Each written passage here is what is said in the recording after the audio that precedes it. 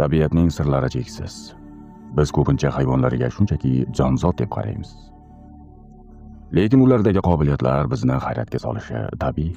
Masalan, adirlarda yoki ochiq tabiatda hayvonlarning xavfni, xususan zilzila yoki boshqa tabiiy ofatlarni oldindan sezishini olaylik.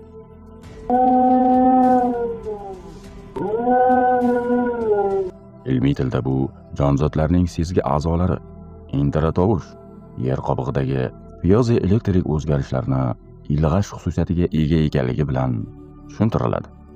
Olimlar buni biologik datchiklar deb atashadi.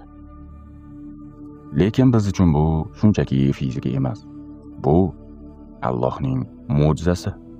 Yaratuvchi bizga hayvon deb ataydigan bu jonzotlarga insoniyatga berilmagan o'ziga xos 6 sezgi in'om etgan.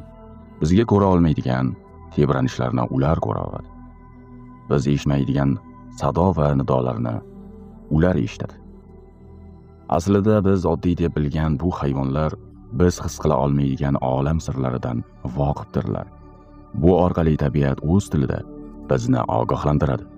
Faqat biz bu mo'jizalarni anglashimiz va ulardan hikmat izlashimiz kerak, azizlar.